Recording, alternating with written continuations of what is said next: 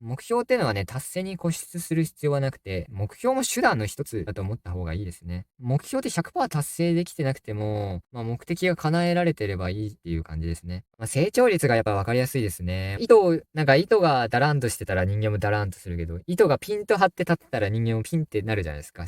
どっちの方がやる気が高まるというか、やりやすいかと言われたら、断然後者じゃないですか。手に入れたい状態なのか、数値で終えるものなのか何かを成し遂げたいみたいなのが、出てきた時に、それを問いかけるのは大事ですね。で、2番目ですね。この動画の架空なのかな。タイトル回収ですね。目標を立てる意味と、目標の役割ですね。さっき話した、ビジョン、目的、目標、課題の違いの中で、説明してるんで、なんとなく目標を立てる意味っていうのは、イメージできたかなって感じなんですけど、目標っていうのはね、達成に固執する必要はなくて、目標も手段の一つだと思った方がいいですね。じゃないとなんか目標が高すぎたり、達成できなかったりしたら、なんかもういいやってなっちゃいますからね。じゃなくて、やっぱり、俺が最近見て感銘受けた、やっぱあの動画強いですね。達成率よりも成長率の方が大事みたいなね、ことを語ってたんですけど、まさにそうだなと思って。目標って100%達成できてなくても、目的が叶えられてればいいっていう感じですね。思い込みの一つなんですけど、目標を達成しないと目的が手に入らないみたいなのあるんですけど、それもちょっと違うかなって感じですよね。例えば受験とかわかりやすいのかな。受験ってなんか全教科満点じゃなきゃ入れませんだったら、なんか難易度めっちゃ高いじゃないですか。そう国語何点以上取って、数学何点以上取って、科学何点以上取って、英語何点以上取ってみたいな、何点以上みたいなのがあるわけじゃないですか。で、総合的に何点以上取って合格ラインですよみたいな感じですね。そんなイメージですね。だから目標はもう100%じゃなくていいんですよね。そうそうそう。だから目標が複数あってもいいですし、80%、80%、80%でも、ある程度基準は超えなきゃいけないんですけど、8割以上取ってて、目標が、その複数の目標が達成できてて、一つの目的を叶えられてるなら、それでいいじゃないですかっていう考え方ですね。成長率がやっぱ分かりやすいですね。達成率よりも成長率、これがもう強いですね。おすすめで貼っとこうかな、動画。なんか、許可取ってないんで、あんまり、そうね、名前出すの良くないですよね。許可取れよって話なんだけど、ここではちょっと名前伏せておきます。ちょっとめんどくさいんだよねって言ったら低評価つきそうだけど、はい。勝手に名前出すの良くないんでね、ふわっと、そういうのがありましたよって感じですね。話を戻すと、そう、なんかもう大事なのは成長率だから、目標があることによって、80%、80%、80%でも、その80%が合わされれば目的が達成できるみたいな感じだったらそれでいいじゃないですか。ここで一番言いたいのはやっぱり成長率なんですよね。成長するための目標ですよね。その成長を得るための目標の立て方ですよね。が大事かなと思います。そうですね。で、立てる意味というか役割というか、もっとわかりやすい例で言ったら、操り人形ですね。糸のついてる人形ってあるじゃないですか。パペットみたいな。その糸がダランとしてたら人間もダランとするけど、糸がピンと張って立ったら人間もピンってなるじゃないですか。姿勢が正されるというか。そんなイメージですね。目標があるっていうのは。自分の姿勢を正すために、そう。目標を決めるのがいいのかなって感じですよね。もうよく言われるんですけど、なんか目標を立てることでモチベーションが上がるみたいな、一時期。それはもう糸をピンと張るから、姿勢もピンと張るみたいな、そんなイメージですよね。で、だんだん時間経っていくうちに、糸もダランと垂れてきて、モチベも下がっていくみたいなね。そのダランとしないためにも、なんか定期的に目標を見直す必要もあって。次の項目で、ちょっと喋るんですけどね。はい。そんなイメージですね。目標、そういうイメージ持っていただけたらいいんじゃないですかね。目標に対してはね。で、だんだん、ダラーンとしてくるんで、どうしたらいいかといったら、次の項目ですね。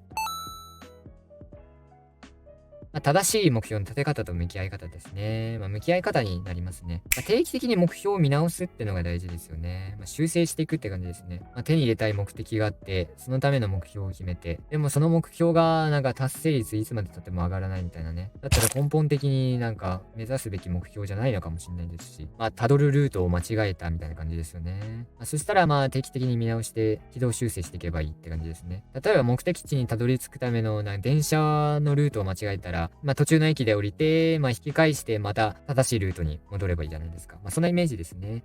で、目標を立てる意味でちょっと言い忘れたんですけど、大事なのが、目標があることでモチベーションが上がるって言ったと思うんですけど、その目標に関する、小ネタでもないんですけどね、目標勾配っていう心理効果があるんですけど、聞いたことある人もいるんじゃないでしょうか。要は、目標ゴールに近づけば近づくほどやる気が高まるって感じ、エネルギー量が高まっていくっていう心理効果ですね。ゲームとかしてて、あと素材がが5種類必要だみたいな。あと、4回同じクエストにたどり着かなきゃいけないってなるのと、あと1種類の素材だけ集めればいいから、1回だけクエストに行けばいいっていう状態では、ゲームに例えたらね、どっちの方がやる気が高まるというか、やりやすいかと言われたら、断然後者じゃないですか。あとちょっとで手に入る、達成するみたいなね。そっちの方がやる気とかが高まりやすいっていう心理効果ですね。金曜日にすげえ集中して仕事ができるのも、目標勾配ですよね。もうちょっとで休みだっていうのが、テンションを上げるみたいなね。こちらの方が分かりやすいかな。より多くの人に当てはまるとしたら、そっちの方が分かりやすいのかな。金曜日とか休みの前日にすげえやる気とか集中力高まる感じあるじゃないですか。ああいうのを、目標勾配っていう心理効果ですね。が働きますね。なんで、最初に言ったスモールステップとか、わざと目標を細分化して小さくするっていうのがコツですよね。あとちょっとでゴールできる目標っていうのを積み重ねていって、大きい目標をクリアしていくみたいなね。スモールステップの効果はこの目標勾配をうまく使ってる感じですよね。あとちょっとでゴールできるっていうやる気の高まってる状態が連続して起こるみたいなね。のがありますね。これも目標を立てるコツの一つですね。ちょっと話はそれたんですが、具体的には目標を立てるコツは6つですね。1個目はやっぱりはっきりした数字で終えることですね。達成率何パーとか、具体的な数字にすることによって自分が今どの位置かわかるというかね。現在地を知る上でも、その数字で終えるっていうのは大事ですね。目標を決める上では。で、2番目が、それに関係することでもあるんですけど、期日を決めることですね。デッドライン効果って言って、期日があることによって、期日が近づけば近づくほど、集中力が高まるっていう心理効果があるんですけど、そういう効果も働くんでね、期日を決めると、この日までに何とかしなきゃいけないみたいなね。あとは、パーキンソンの法則も有名ですよね。与えられた時間と費用いっぱいまで拡大しちゃうみたいな心理効果なんですけど、同じ課題を与えられたとしても、1ヶ月与えられた人と1週間与えられた人がいたとしても、どっちもギリギリになっちゃうみたいなね。1週間で与えられた人は1週間で課題をこなそうとするし、1ヶ月与えられた人は1ヶ月かけてその目標を達成するみたいな。同じ内容でもね。っていうのがありますよね。そういう期日を決めることで、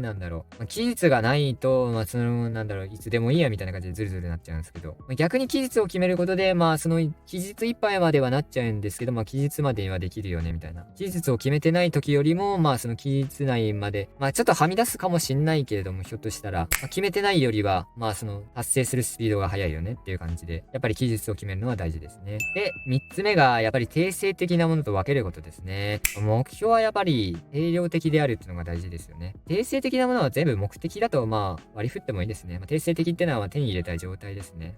手に入れたい状態なのか、数値で終えるものなのか、何かを成し遂げたいみたいなのが出てきた時に、それを問いかけるのは大事ですね。で、定性的なのであれば、定量的な目標を決める必要がありますし、定量的なのであれば、その先にある目的も決めなきゃいけないですね。じゃないと達成率が下がっちゃうのでね、達成率というか、目標を追うモチベーションみたいなのが、目標とか目的を追うモチベーション下がっていっちゃうからね。で、4つ目が、目標を細分化するですね。スモールステップの法則ですね。目標勾配というさっき紹介した心理テクをうまく使うためにね、必要ですよね。で、5つ目が、さっきもちらっと言ったんですけど、定期的に見直すことですね。軌道修正するみたいな、間違った方向に行かないように、目的と目標を振り返るっていうのは大事ですね。よく言われるのは1ヶ月ごとか3ヶ月ごととかに振り返るのがちょうどいいらしいですね。1週間ごとに振り返ってもいいんですけどね。目標の大きさによるのかな。より長い時間をかけて達成する目標なのであれば、それなりに時間もかかりますしね。その目的のさらに一個へのビジョンを叶える、近づくための、長い時間かかる目標だったら、3ヶ月おきでもいいのかもしれない。とにかく見直す習慣は大事ですよね。修正するというか、間違った電車に乗ってないかですよね。例で例えたらね。北海道を目指してたのに、関西の方に進む電車に乗ってるみたいなね。その関西って、大阪の、伊丹空港を乗って、そこから札幌に行くもできるんですけどね。そういうイメージですね。もし間違った方向に北海道を目指してるのに、関西方面に行ったとしても、途中で見直してたら、その途中の空港に乗って北海道に行けるじゃないですか。そんなイメージですね。自分が関東にいると、イメージした時ですね。自分がそれまで気づかなかったら、目標を振り返んなかったら、そのまま通り越して鹿児島まで行っちゃうみたいなね。鹿児島、沖縄みたいなまで行っちゃうみたいなね。そういうのもあるんですよね。バカだと思うかもしれないですが、それを修正するために、途中で、大阪行った時に、そのまま空港に乗って北海道に行くためにみたいなね。振り返れば、それができるっていう話ですね。なんで、軌道修正ですね。山道歩いてても、そうそう、標識とか看板とかあればいいんですけど、知らない間にちょっとずつ曲がっていって、同じとこに繰り返しぐるぐる回ってたみたいな。もう、目標に関してはありえない話ではないのでね。振り返るの大事ですね。振り返るときは、ビジョン、目的までしっかり考えて、目標、課題ですね。この4種類全部振り返るの大事ですね。目標に限らずね。全部繋がってるんでね。それは大事ですね。で、6つ目、最後ですね。達成することに執着しないですね。もう今回言いたかったのはこれですね。もうこの動画で一番言いたかったのは、これだけ話せばいいかもしれないですね。だから今1時間ぐらい喋ってるんですけど、これだけ話せばいいかったらもう10分ぐらいで終わりますね。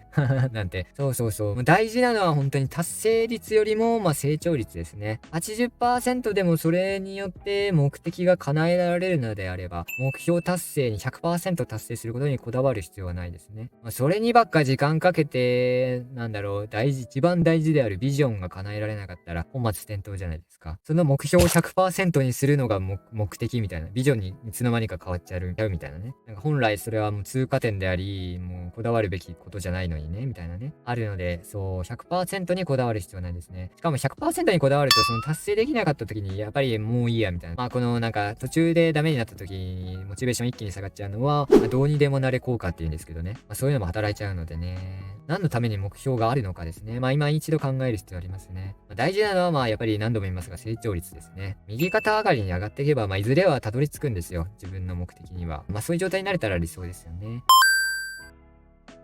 はい。ということで、本日のまとめですね。行きましょう。目標を立てる意味ですね。で、あと、向き合い方について、今回は話させていただきました。上から数えてって、ビジョンってのが夢とか、自分の人生を豊かにするだろう。充実した状態ですね。理想の暮らしとか、理想の人生を手に入れてる状態がビジョンですよね。で、その一個下の概念にあるのが目的で、目的ってのが、手に入れたいものを手に入れてる状態ですね。ビジョンにも近いんですけど、その手に入れたものによって、人生をより豊かにしていくっていうのがビジョンですよね。その手に入れたものを手に入れてる状態だけではダメというか、その一歩先があるわけでって感じですね。で、目的を叶えるためにの手段の、通過点の一つとして目標があるわけですね。目標は数字で終えるのが大事ですね。達成率とか進捗率で表されるものが目標ですね。で、その目標達成率を上げるための、具体的な行動プラン、アクションプラン、達成することを邪魔している問題を解消する、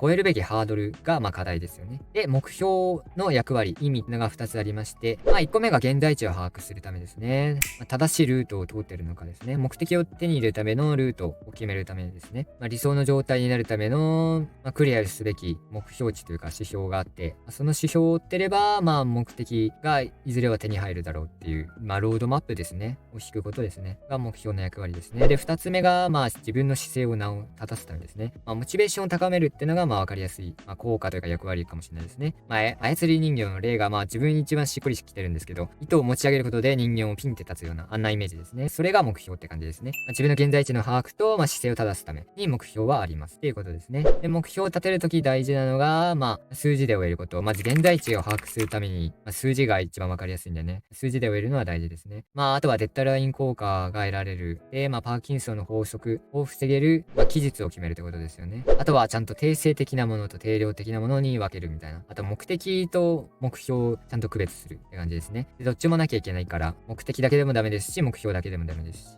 ちゃんと切り分けて考えて、目標であるのであれば、目的を考えなきゃいけないし、それが目的だったら目標を考えなきゃいけないっていう状態ですね。定性的、定量的っていうのは、定性っていうのは状態ですよね。で、定量っていうのが数字で表せるものですね。で、その目標を細分化していくのも大事だよってことで、目標勾配ですね。もうあとちょっとで達成するっていうモチベーションが上がる、集中力が上がるっていう心理効果があるんですけど、それをうまく利用したのが、スモールステップですね。あとちょっとでクリアできるっていう目標をいっぱい積み重ねてって、大きな一1個の目標をクリアしていくっていうイメージですね。で、あとは定期的に振り返るのも大事ですね。軌道修正をするってことですね。あとは振り返るたびにモチベーションがまた回復していくんで、操り人形の例出したんですけど、だんだんダランとしてくるんで、定期的にピンって持ち上げる必要があるんですね。そういう役割もありますね。定期的に振り返るっていうのはね。で、6個目がこの動画で一番伝えたいことですね。達成にこだわらないですね。達成率80%でも90%でも、成長率はそのまま80%、90%なわけで、右肩上がりに伸びていけばいいんですよね。で、80%が重なってって、自分の叶えたい理想の状態に近づけたりもするんで、1個の目標に固執しないですね。で、100%いかなかったからもうどうでもいいやってならないようにするために、その目標を追ったことで得られたものを振り返るのも大事かもしれないですね。この目標を決めて、この目標に対する、こんぐらいまで成長できた、その意味はみたいなね、深掘りしていくと、いいのかもしれないですね。その1個の目標にかけてる時間がもったいないというかね、一番大事なのは、一番上のビジョンを叶える、理想の状態を手に入れる、人生を豊かにするってことが大事なんで、目標ってのはその数ある目標の1個なんだよっていうことですね。で、こだわらないことですね。が大事ですね。っていう感じですね。さて、いかがだったでしょうか。今回の内容が良かったらね、ぜひともグッドボタンと、あとはシェアお願いします。目標を立てたはいいが、モチベーションが続かないとか、なんかどうしても達成できないんですよね。とか、あとは目標をどうやって立てたらいいんだろうっていう悩んでる人の参考にはなったんじゃないでしょうかね。最後までご視聴ありがとうございます。よかったらね、こういうのを書いてある、ブログ記事とかあるんで、脳科学心理学、マインド改善法ですね。思考法ですね。をテーマに、書いてるブログがあるんですが、URL、説明欄に貼っとくので、ぜひ見てください。あとは、道しるべっていう電子書籍を書いてるんですが、一言で言ったら、生きる目的を見つけるための本ですね。人が生きる意味、情熱の感覚の見つけ方、使命感の見つけ方、目標の立て方、あとは、自分の価値観とか、自己理解を深めるためのセルフトークリストですね。自分を知るための、気づきとか、マインドを修正するための問いかけをセルフトークって言うんですけど、そのセルフトークリストですね。答えるだけで自分の人生の価値観とか、目標とか、自分自身について知れるような、質問リスト、セルフトークリスト、120個ほどあるんですけど、そういうのも、ぜひ、道しるべを手に取っていただいて、やってみてほしいですね。ということで、よかったら次の動画を見ていただけたらと思いますね。毎回この、最後に次の動画を説明した方がいいのかなって感じで、今回の動画の目標にも関連することで、ビジョンに近い考え方なんですが、使命感ですね。使命感の、見つけ方と、育て方ですね。について解説した動画があるんで、ぜひそちらも見ていただけたら、自己実現の手助けにはなると思いますね。ぜひこちらもチェックしてみてください。はい。それでは、長くなりましたが、ご視聴ありがとうございました。またよかったら次の動画で会いましょう。くー先生でした。またねー。